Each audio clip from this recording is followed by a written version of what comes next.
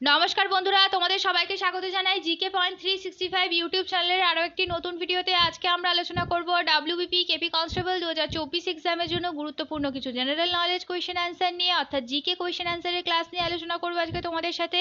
আমাদের এই যে জিকে কোয়েশ্চেন অ্যান্সার ক্লাসের সিরিজটি হচ্ছে, এর মধ্যে যে ভিডিওগুলি আসছে প্রত্যেকটি ভিডিওই কিন্তু তোমাদের জন্য ভীষণই গুরুত্বপূর্ণ। কোনো ভিডিও তোমরা স্কিপ করো না।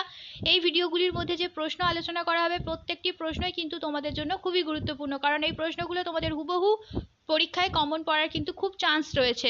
সেই কারণে ভিডিওগুলো স্কিপ করো না। সাথে থাকছে গুরুত্বপূর্ণ প্রশ্ন সংক্রান্ত নানান তথ্য, সেই তথ্যগুলো তোমাদের জন্য গুরুত্বপূর্ণ এবং ব্যাখ্যা সহকারে প্রত্যেকটি প্রশ্নের আলোচনা কিন্তু তোমাদের সাথে করা হবে। ভিডিওগুলো শেষ পর্যন্ত সেই কারণে তোমরা দেখতে থাকো। ভিডিও যদি ভালো লাগে অবশ্যই আমাদের চ্যানেলটিকে সাবস্ক্রাইব করো, সাথে থাকা বেল বাটনটা ক্লিক করে রেখো ফর অল নোটিফিকেশন। ভিডিওটিকে একটি লাইক করো, তোমার বন্ধুদের সাথে ভিডিওগুলি শেয়ার করে দিও। তাহলে চলো আজকের ভিডিওটা শুরু করা যাক। প্রথম প্রশ্ন, 6 জুলাই 1935 সালে জন্ম আধ্যাত্মিক গুরু তেনজিং গিয়াৎসোকে আমরা কি নামে চিনি? ভিভিআই একটি প্রশ্ন। তোমরা যদি সঠিক উত্তরটি জানো অবশ্যই আমাদের কমেন্টে জানাও। সঠিক উত্তর এখানে হয়ে যাবে অপশন এ, দলাই লামা। 6 জুলাই 1935 সালে দলাই লামা জন্মগ্রহণ করেছিলেন। তারই আসল নাম ছিল তেনজিং গিয়াৎসো, তাকে আমরা দলাই লামা নামে চিনি। তেনজিং গিয়াৎসো হলেন চতুর্দশ দলাই লামা। তিব্বতে শান্তি রক্ষার ক্ষেত্রে অবদানের জন্য তিনি নোবেল শান্তি পুরস্কার লাভ করেছিলেন। পরের প্রশ্ন দেখি, 2 নম্বর প্রশ্ন, বীরভূমের বোলপুর শান্তিনিকেতনের শহরটি কোন নদীর তীরে অবস্থিত? বীরভূমের বোলপুর বা শান্তিনিকেতন এই শহরটি কোন নদীর তীরে অবস্থিত? সঠিক উত্তর এখানে কি হবে? 4টি অপশনের মধ্যে সঠিক উত্তর হয়ে যাবে অপশন এ, কোপাই নদীর তীরে অবস্থিত। পলাশী কোন নদীর তীরে অবস্থিত? পলাশী অবস্থিত ভাগীরথী নদীর তীরে। শিলিগুড়ি কোন নদীর তীরে অবস্থিত? শিলিগুড়ি শহরটি অবস্থিত মহানন্দা ও বালাসন নদীর তীরে।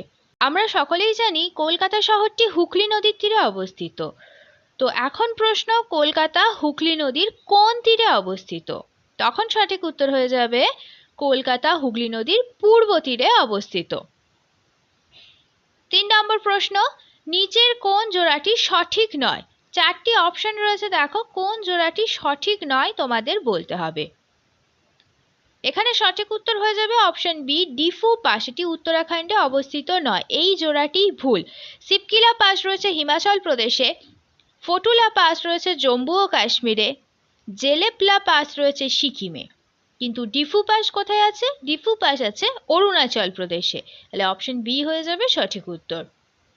4 নম্বর প্রশ্ন, মুর্শিদ কুলি খান নিজেকে বাংলার নবাব ঘোষণা করেছিলেন এবং তার রাজধানী ঢাকা থেকে কোথায় স্থানান্তর করেছিলেন? ভিভিআই একটি প্রশ্ন। মুর্শিদ কুলি খান নিজেকে বাংলার নবাব ঘোষণা করে তার রাজধানী ঢাকা থেকে কোথায় স্থানান্তর করেছিলেন তোমাদের বলতে হবে। সঠিক উত্তর হয়ে যাবে অপশন ডি, মুর্শিদাবাদে। মুর্শিদ কুলি খান, যিনি মোহাম্মদ হাদি নামেও পরিচিত ছিলেন এবং সূর্য নারায়ণ মিশ্র নামে জন্মগ্রহণ করেছিলেন, তিনি ছিলেন বাংলার প্রথম নবাব, যিনি 1717 থেকে 1727 সাল পর্যন্ত তার দায়িত্ব পালন করেছিলেন। 5 নম্বর প্রশ্ন দেখি, এর মধ্যে গুপ্ত বংশের কোন বিখ্যাত রাজা ভারতের নেপোলিয়ন নামে বিখ্যাত ছিলেন? ভারতের নেপোলিয়ন নামে বিখ্যাত ছিলেন কোন রাজা? এই নিচের 4 জন রাজার মধ্যে কোন রাজা ভারতের নেপোলিয়ন নামে বিখ্যাত ছিলেন তোমাদের বলতে হবে। সঠিক উত্তর হয়ে যাবে অপশন বি, সমুদ্রগুপ্ত। সমুদ্রগুপ্তের রাজত্বকাল খ্রিস্টীয় 335 থেকে 380 অব্দ পর্যন্ত ছিল। তিনি ছিলেন গুপ্ত সম্রাট প্রথম চন্দ্রগুপ্তের পুত্র, উত্তরাধিকারী এবং গুপ্ত সাম্রাজ্যের শ্রেষ্ঠ রাজা। পরের প্রশ্ন দেখি এবার, 1857 সালে প্রথম স্পিনিং এবং উইভিং মিল কোথায় স্থাপিত হয়েছিল? তাহলে এখানে এই প্রশ্নের মধ্যে একটা গুরুত্বপূর্ণ তথ্য আমাদের দিয়েই দিয়েছে যে 1857 সালে এই স্পিনিং এবং উইভিং মিলটা স্থাপিত হয়েছিল। এবং এবার আমাদের বলতে হবে যে এই স্পিনিং এবং উইভিং মিলটাই নিচের 4টি অপশনের মধ্যে কোথায় স্থাপিত হয়েছিল? সঠিক উত্তর হয়ে যাবে অপশন এ, দিল্লিতে। পরবর্তী প্রশ্ন, ওঙ্গে উপজাতি নিম্নলিখিত কোন অঞ্চলের বাসিন্দা? সঠিক উত্তর হয়ে যাবে অপশন ডি, আন্দামান এবং নিকোবর দ্বীপপুঞ্জের বাসিন্দা হলো ওঙ্গে উপজাতি। ওঙ্গে উপজাতিরা ভারতের আন্দামান এবং নিকোবরের আদিবাসী এবং এই ওঙ্গে উপজাতিরাই ভারতের অন্যতম একটি আদিম উপজাতি। তাদের মূলত ছোট্ট আন্দামানের ডুবং খালের কাছে দেখতে পাওয়া যায়। পরের প্রশ্ন দেখি, এয়ারফোর্স একাডেমি কোথায় অবস্থিত? প্রশ্ন চলাকালীনই তোমরা সঠিক উত্তর কমেন্টে আমাদের জানানোর চেষ্টা করো। এর মাধ্যমে তোমাদের এক্সামের জন্য খুব ভালো একটা যেমন প্রিপারেশনও হয়ে যাবে, সাথে সাথে তোমরা কত স্কোর করছো সেটাও আমাদের কমেন্টে জানাও। তোমাদের যদি কোনো অসুবিধা থাকে তোমরা সেটাও আমাদের কমেন্টে জানাতে পারো। ভিডিওগুলি যদি তোমাদের ভালো লাগে তাহলে অবশ্যই এই ভিডিওগুলি একটি লাইক করে দিও, সাথে তোমার বন্ধুদের সাথে এই ভিডিওগুলোকে শেয়ার করে দিও। আমাদের চ্যানেলটাকে কিন্তু সাবস্ক্রাইব করতে ভুলো না। আমাদের যে সমস্ত প্রশ্ন তোমাদের সাথে আলোচনা করা হচ্ছে প্রত্যেকটি প্রশ্নই কিন্তু তোমাদের জন্য ভীষণই গুরুত্বপূর্ণ, সেই জন্য শেষ পর্যন্তটা তোমরা ভিডিওটা দেখতে থাকো। তো এয়ারফোর্স একাডেমি কোথায় অবস্থিত? তোমরা সঠিক উত্তর যদি জানো অবশ্যই আমাদের কমেন্টে জানাও। খুব গুরুত্বপূর্ণ একটি প্রশ্ন, এয়ারফোর্স একাডেমি কোথায় অবস্থিত? সঠিক উত্তর হয়ে যাবে অপশন ডি, হায়দ্রাবাদে। পরবর্তী প্রশ্ন, কোন গ্যাসটি ব্যাকটেরিয়া ধ্বংস করে থাকে? সঠিক উত্তর হবে option D, chlorine gas bacteria ধ্বংস করে থাকে। পরবর্তী প্রশ্ন, ইন্টারনেটে ডেটা ট্রান্সমিশন নিয়ন্ত্রণের নিয়ম ও পদ্ধতির সেটকে কি বলা হয়? ইন্টারনেটে যে ডেটা ট্রান্সমিশন নিয়ন্ত্রণ আছে সেইটির নিয়ম এবং পদ্ধতির সেটকে কি বলা হয়? সঠিক উত্তর কি হবে? এখানে সঠিক উত্তর হয়ে যাবে অপশন ডি, প্রোটোকল বলা হয়। পরের প্রশ্ন, প্রথম কত সালে কলকাতা বন্দর চালু হয়? গুরুত্বপূর্ণ একটি প্রশ্ন, ভিভিআই করা প্রশ্নটিকে। প্রথম কত সালে কলকাতায় বন্দর চালু হয়? সঠিক উত্তর হবে অপশন এ, 1870 খ্রিস্টাব্দে কলকাতায় বন্দর চালু হয়। পরবর্তী প্রশ্ন দেখি, বিশ্ব তামাক বিরোধী দিবস কবে পালিত হয়? বিশ্ব তামাক বিরোধী দিবস এটি কবে পালিত হয় তোমাদের বলতে হবে। এই রকম দিবস সংক্রান্ত প্রশ্ন কিন্তু পুলিশ এক্সামে খুব কমন, তোমরা কমন পাবে এই রকম দিবস সংক্রান্ত প্রশ্ন। তো আজকে আমরা তোমাদের সাথে কিছু গুরুত্বপূর্ণ তথ্য আলোচনা করলাম দিবস সম্পর্কিত। তোমরা তথ্যগুলোকে কিন্তু খাতাতে নোট ডাউন করে ভালোভাবে তৈরি করবে। তো বিশ্ব তামাক বিরোধী দিবস পালিত হয় অপশন এ হবে সঠিক উত্তর, 31শে মে। এবার চলো আমরা কিছু গুরুত্বপূর্ণ দিবস সম্পর্কিত তথ্য দেখে নিই। 9ই জানুয়ারি হলো প্রবাসী ভারতীয় দিবস। 2রা ফেব্রুয়ারি বিশ্ব জলাভূমি সংরক্ষণ দিবস। 3রা মার্চ বিশ্ব বন্যপ্রাণী দিবস। 7ই এপ্রিল বিশ্ব স্বাস্থ্য দিবস। 8ই মে বিশ্ব রেড ক্রস দিবস।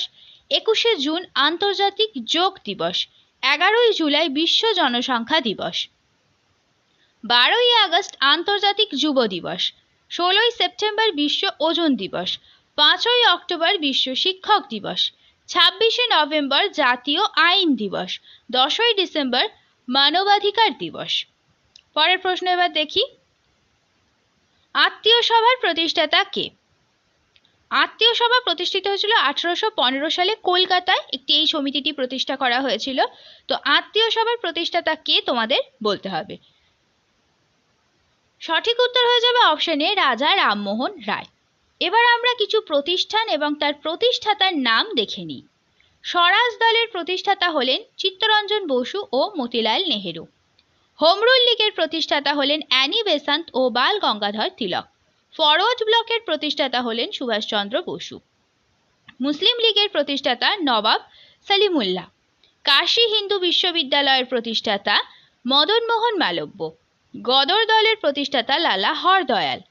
ভারতের স্বাধীনতা সমিতির প্রতিষ্ঠাতাও লালা হরদয়াল। মিত্রমেলা ও অভিনব ভারতের প্রতিষ্ঠাতা হলেন বিনায়ক দামোদর সাভারকর। ভারতীয় হোম রুল সোসাইটির প্রতিষ্ঠাতা হলেন শ্যামজি কৃষ্ণ বর্মা। ফ্রি ইন্ডিয়া সোসাইটির প্রতিষ্ঠাতা হলেন ভিখাজি রুস্তম কামা। আলিগড় বিশ্ববিদ্যালয়ের প্রতিষ্ঠাতা হলেন স্যার সৈয়দ আহমেদ। পরের প্রশ্ন দেখি এবার, কোন দেশের নতুন প্রধানমন্ত্রী পদে নির্বাচিত হলেন ডিক স্কোফ? সঠিক উত্তর কি হবে? সঠিক উত্তর হয়ে যাবে অপশন এ, নেদারল্যান্ডসের নতুন প্রধানমন্ত্রী পদে নির্বাচিত হলেন ডিক স্কোফ। পরের প্রশ্ন, প্রথম কে সরস্বতী আম্মা অ্যাওয়ার্ড পেলেন কোন লেখিকা? কে সরস্বতী আম্মা অ্যাওয়ার্ড পেলেন কোন লেখিকা তোমাদের বলতে হবে। খুব গুরুত্বপূর্ণ একটি প্রশ্ন, এই প্রশ্নের সঠিক উত্তর হয়ে যাবে অপশন বি, পি গীতা। পরবর্তী প্রশ্ন, ন্যাশনাল মেডিকেল কমিশনের চেয়ারপারসন পদে নিযুক্ত হলেন কে?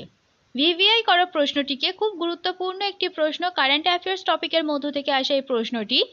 ন্যাশনাল মেডিকেল কমিশনের চেয়ারপারসন পদে নিযুক্ত হলেন ডক্টর বি.এন. গঙ্গাধর। পরের প্রশ্ন দেখি, 46তম ইউনেস্কো ওয়ার্ল্ড হেরিটেজ কমিটি সেশনের হোস্ট করলো কে? 46তম UNESCO world heritage commission session host করলো কে? নিচে 4টি দেশের নাম আছে, এই 4টি দেশের মধ্যে কোন দেশ হোস্ট করলো? সঠিক উত্তর হবে অপশন এ, ভারত। 46তম UNESCO world heritage committee session host করলো ভারত। শেষ হলো আজকের ভিডিও। আজকের পর্বে আমরা আলোচনা করলাম ডাব্লিউবিপি কেপি কনস্টেবল 2024 এক্সামের জন্য গুরুত্বপূর্ণ কিছু জেনারেল নলেজ কোয়েশ্চেন আনসার নিয়ে। যে জিকে প্রশ্নগুলো আমরা আলোচনা করলাম সেই প্রত্যেকটি প্রশ্নই কিন্তু তোমাদের জন্য ভীষণই গুরুত্বপূর্ণ, সেই কারণে একটু স্কিপ না করে শেষ পর্যন্ত তোমরা ভিডিওটা দেখো। ভিডিওটা যদি ভালো লাগে তাহলে অবশ্যই কিন্তু আমাদের চ্যানেলটিকে তোমরা সাবস্ক্রাইব করো, সাথে ভিডিওটিকে একটি লাইক করো, তোমার বন্ধুদের সাথে কিন্তু ভিডিওটি শেয়ার করতে ভুলো না। এই গুরুত্বপূর্ণ ভিডিওটা তোমার বন্ধুদের সাথেও শেয়ার করো এবং আমাদের কমেন্টে জানাও ভিডিও তোমাদের কেমন লাগলো। আর প্রশ্ন চলাকালীন সঠিক উত্তর তোমরা ভিডিওর কমেন্টে জানানোর অবশ্যই চেষ্টা করো, তার মাধ্যমে কিন্তু তোমাদের খুব ভালো একটা প্রশ্নের উত্তরগুলো তৈরি হয়ে যাবে এবং তোমরা বুঝতে পারবে তোমাদের কতটা তৈরি হলো এবং তোমরা কে কত স্কোর করছো, এটাও কিন্তু তোমরা আমাদের কমেন্টে জানাবে। তাহলে চলো, দেখা হচ্ছে তোমাদের সাথে পরবর্তী ভিডিওতে। ততদিন ভালো থাকো, ভালো রাখো, এইভাবে আমাদের তোমরা ভিডিও দেখতে থাকো, আমাদের আরো উৎসাহিত করতে থাকো। ধন্যবাদ।